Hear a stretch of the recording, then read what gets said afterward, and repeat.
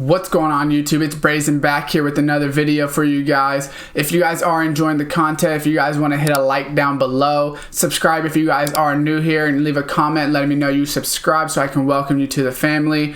And that being said, cue intro.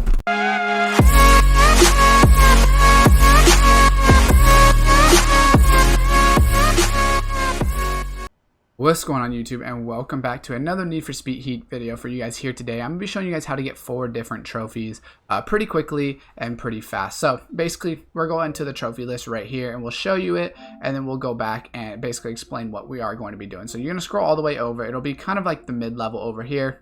It'll start with Sideways Style, Hackney Dream, Component Parts, and Redline. So basically what you have to do is win a race with handling parts for maximum drift, and then each of them are for each of the types, right? So when we go back in, you can see there's off-road, race, drift, and road on the left side of the screen. And basically what you're going to want to do is make sure that your car gets onto that white line on the side that you want to do. So right here it is maximum drift and maximum road, so it should work for both, but you can also just do it for maximum drift and less road if you want to, if you don't want it to be like 100% road, I guess, which it doesn't really matter. The drift tires, there's basically 3 parts on the car that actually affect this, right? So if we go chassis suspension, right, this actually affects it, right? So depending on which one you want, like I said, you can do a drift and off-road style if you want. Obviously this would be race and on-road, so that wouldn't help us, and then track suspension would not help us either for what we're trying to do. Obviously track suspension is what I use, but that's not what we're trying to use, for what we're actually trying to do. If you go to the front, you can see we're using the showcase suspension. And then for the tires, drift tires give you the most. If you have a drifting car, something that leans towards the drifting at the start, you don't necessarily need it. But for this, we do, just because, we don't have the best. You could also use showcase tires, which are probably a little bit better, to be honest, than the drift tires, because drifting is going to be specifically for the actual drift events, but the race performance will be pretty bad. So we'll actually use showcase tires. You just want to make sure that you, like I said, you get all the way there. Drift and off-roading as well you could use, but since we're doing it on-roading, we obviously want to use those. So it's going to be 7,500 for suspension, 7,500 for tire, and then you need the differential over here as well. So basically on this car, you can see there is different ones we can do. But they'll help out the rating of the car, but they won't help out what we actually want to do. We want to make sure that we're all the way. So basically we can use the speed cross or the one we already have equipped, which is the showcase. So we have a 288 car, 3.8, 4.9. Obviously a Mercedes AMG is not really a drifting car. So we'll swap and just show you the difference between cars. So we also have a drifting car that is maxed out right here. You can see 2.8 speed with the 4.4 acceleration, maxed out for drift and roading, which is the Mazda RX-7. It's a 260 score, which obviously, people really like drifting cars. Right here you can see it's 288 score, but we have a 3.8 with the 4.9 acceleration, so it's a little bit faster, whereas like we said over here, if we go back to the swap, this is going to be a 2.8. Right now we have a 3.8, so 2.8, 4.4. There is some cars that it doesn't work on, by the way. So for instance, the Lamborghini, I just bought the parts just to show, but this is basically with all 3 parts swapped.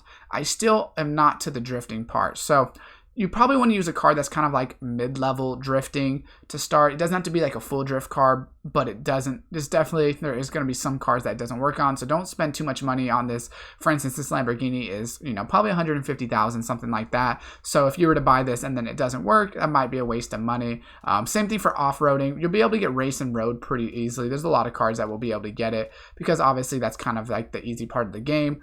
Race and road is what most people probably enjoy to do mostly, right? So right here you can see we have the car, it's maxed out on the drift and road. So we're going to go into the day, and you have to go win a race for this. So it doesn't have to be a drifting race or anything like that, but you do have to win a specific race, right? So what we're going to do is, obviously the easiest one is going to be the circuit in the actual middle of the map. It's going to be 4 laps pretty quickly. Obviously our car's not going to be very, very fast. I'm just going to show you, obviously, full time. Go here. Boom. Our car's not going to be very fast, but it should be fast enough. As long as you don't spin out or drift out, it should be good. It makes it a little bit harder when you have drifting parts, because your car is more likely to actually kind of spin out and things like that. So right here, you just load over. I'll just show you guys. So once you build your cars, it'll be a lot easier. But right here, you can see when you just go ahead and turn, we're going to go right into here. But you can see the car is going to drift a little bit more. You know, the other parts of the car, you just want to put the best parts you can. You know, like I do on this AMG. Obviously, you know, the better elites or anything like that, you're gonna make your car go faster. If you have ultimates, that's obviously great as well. Right here, we're just gonna start, and then we'll go ahead and show you. So, like I said, if you have a better cars, worse cars, it doesn't really matter. You could probably find a race that works, but this is just, you know, an easy race that I know I can win. It goes in a circle, so that makes it easy as well. So we'll skip this just to get right into the race, and then we'll go ahead and just show you right around the race and showing you how it works. So basically right here, like I said, we'll be pretty much faster than all these people. Even our car is not super fast. If we were maxed out with our top speed, with our tires and stuff, it definitely would help because our top speed would be a lot higher. You will, like I said, drift a decent amount with these new tires and stuff, so just try not to spin out and you should be good. That's pretty much the only thing you have to worry about because you're going to be a lot faster than these guys. So just make sure you're taking your turns a little bit slower maybe, or just take your foot off the gas, whatever the case is, right? You don't really have to worry about getting caught or anything like that. You will still pull away from them on these straightaways. You just, like I said, you don't want to spin out more than anything. So right there, you can see 1 lap done.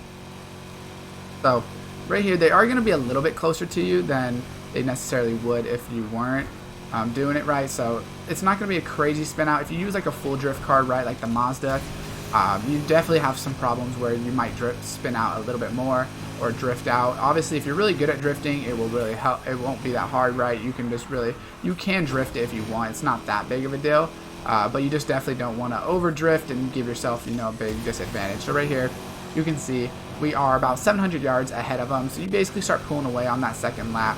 As long as you're not doing anything too crazy, you can see that my car is, you know, losing a little bit of traction or drifting a little bit, but not enough to actually mess with me too much. As long as you're going about 130, 150 miles per hour, somewhere in that range, you'll be able to win pretty easily. It is a 200 race, so obviously if you're going, you know, 100, if your car's 280 like mine is, even though it's not perfect, you're still doing just fine right there. You know, obviously we still messed it up, but if you have such a big lead, it's not too big of a deal.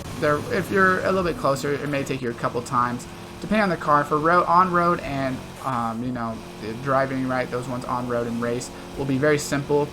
Drifting and off-roading will be a little bit harder just because they're not made for speeds and things like that. So you can see right here, final lap. It's taking us a little bit longer. We can usually do this race in like a minute 40 at top speeds, pulling these corners, but obviously because we don't have a race car, it's taking us a little bit longer. We're spinning out, you know, a little bit, not too much, but right here, we'll hit the NOS at the end, try to get it going. It's going to take us about 2 minutes 20 seconds, and you can see just like that, trophy does proctor right away.